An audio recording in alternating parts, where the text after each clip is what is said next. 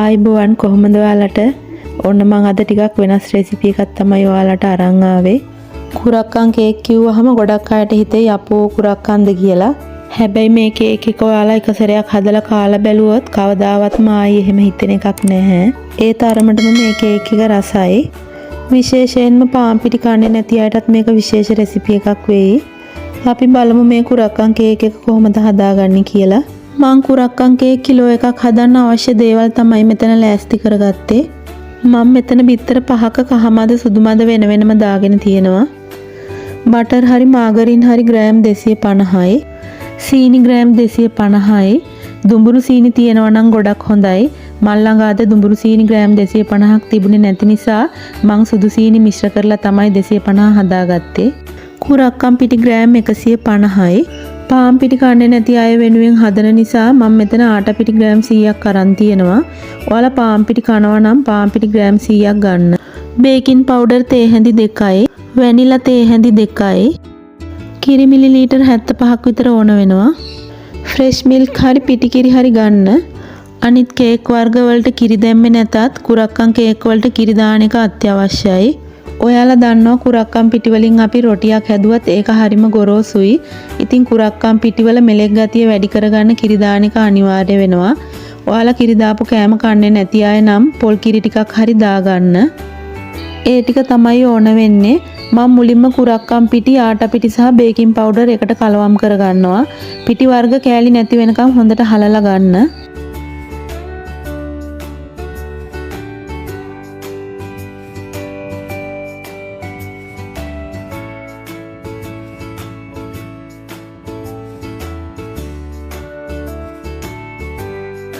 ඊළඟට අපි සුදු මද ටික හොඳට බීට් කරගන්න ඕනේ.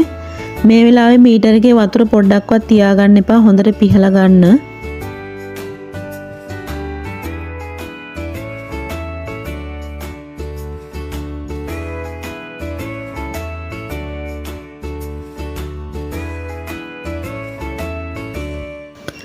මේ ගානට වගේ එනකම් බීට් කරලා අපි ගත්ත සීනි වලින් පොඩ්ඩක් එකතු කරලා නැවත බීට් කරන්න.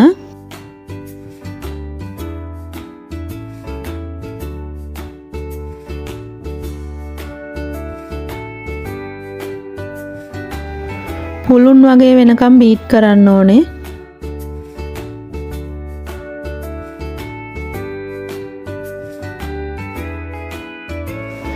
මේකේ පදම අපි හරියටම දැනගන්නේ භාජනයේ අනිත් පැත්ත හැරෙව්වහම වැටෙන්නේ නැති ගානට තියෙන්න ඕනේ. හොඳට බීට් වෙලා තිබ්බේ නැත්තම් මේක එකපාරම හැලෙන්න පුළුවන්. යටින් බේසමක් හරි මොකක් හරි තියලා අනිත් පැත්ත හරවලා බලන්න. ඊළඟට බිත්තර කහමදයකට ඉතුරු වුණු සීනි ටික ඔක්කොම දාගන්න. බටර් ටිකත් එකතු කරන්න.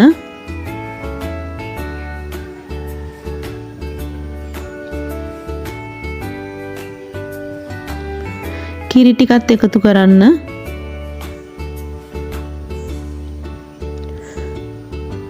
වැනිලා. ඊළඟට මේ ටික ඔක්කොම හොඳට බීට් කරන්න.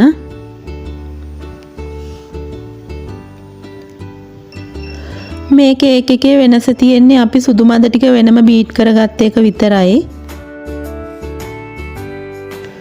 බටර් කේක් හදන විදිහටම මේ කේක් එක හදන්නත් පුළුවන්. හැබැයි මේ විදිහට හදාගත්තම කුරක්කන් කේක් එකේ වියලි ගතිය අඩු කරලා සොෆ්ට් ගතිය වැඩි කරගන්න පුළුවන්. සීනි ටික හොඳටම දිය වෙලා ක්‍රීම් ගතියකට එනකන් හොඳට බීට් කරගන්න.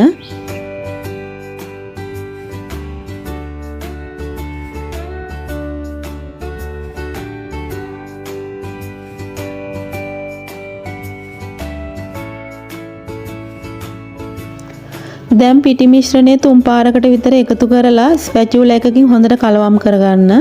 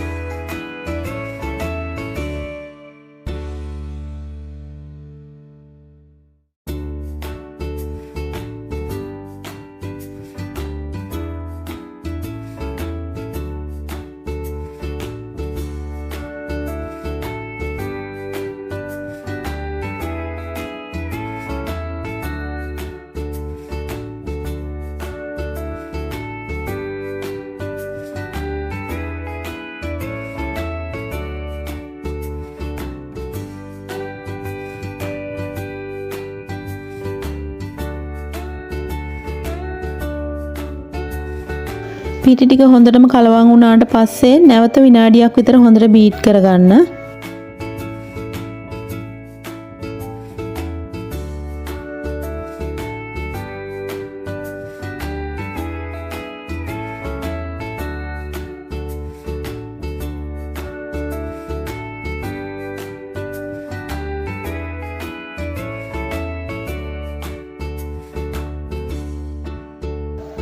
දැන් අපි අර කලින් හදාගත්ත සුදු මද මිශ්‍රණයෙන් මේස හැඳි දෙකක් විතර දාලා හොඳට මිශ්‍ර කරගන්න.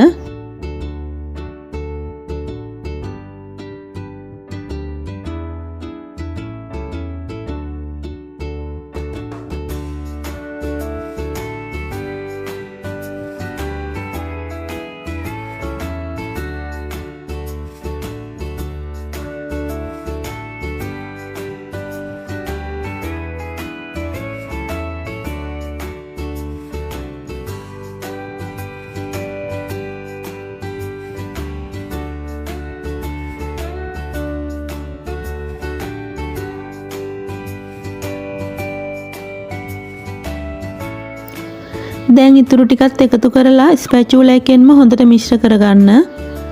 මේක නැවත බීට් කරන්නේ නැහැ.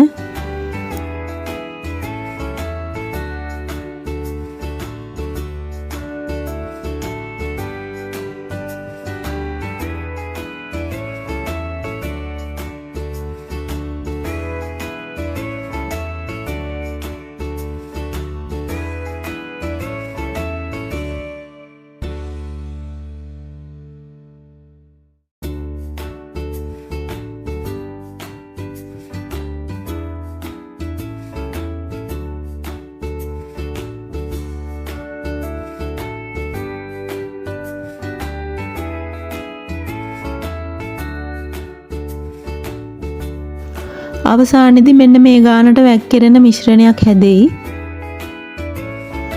මම බේකින් පේපර් දාගත්ත කිලෝ එකේ තැටියක් කලින් ලෑස්ති කරලා තියාගත්තා. ඔයාලත් කලින් ලෑස්ති කරලා තියාගන්න. දැන් අපි හදාගත්ත මිශ්‍රණය ට්‍රේ එකට දාගමු.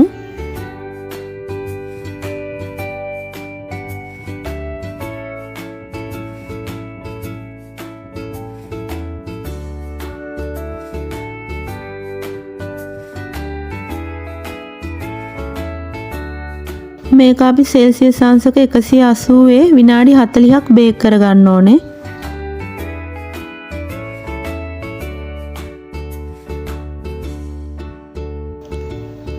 oven එකට දාන්න කලින් කීප සැරයක් හොඳට ටැප් කරලා ගන්න. ඔන්න විනාඩි 40කට පස්සේ මම oven එකෙන් අරන් ආවේ. අපි අනිත් පැත්ත හරවලා බලමු. මම මේ විදිහට කූලින් රැක් එකක් තියලා අනිත් පැත්ත හරව ගන්නවා.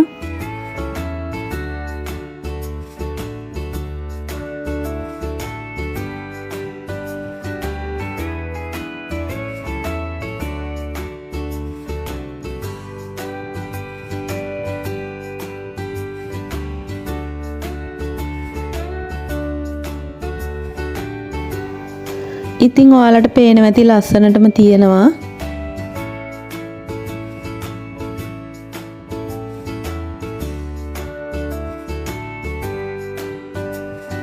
මතු පිට පෙනුම නම් බටර් කේක් එකක් වගේමයි.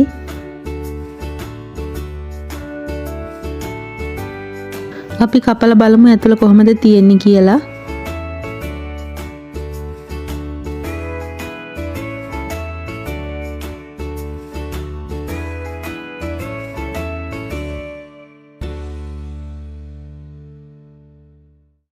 මම පොඩ්ඩක් රස්නේ තියෙද්දිමයි කැපුවේ. ඔයාලා හොඳට නිවුණාට පස්සේ කපා ගන්න.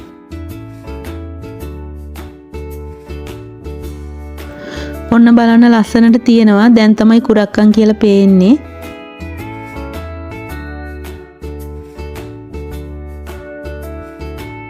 මැටි ගුලියක් වගේ ඇලිලත් නැහැ. ස්පොන්ජ් එකක් වගේ හොඳට තියෙනවා.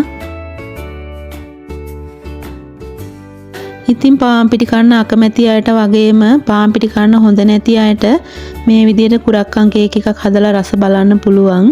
ඒ වගේම පාන් පිටි කන අයට කියලා ප්‍රශ්නයක් නැහැ. මේ කේක් එක බටර් කේක් එකටත් වඩා රසයි. ඉතින් ඔයාලා හදන වෙනස් ක්‍රම ඇති ඒවත් පහලින් කමෙන්ට් කරගෙන යන්න. හදන අය ෆොටෝස් දාන්න. ගිහින් එන්නම්. සුබ දවසක් හැමෝටම.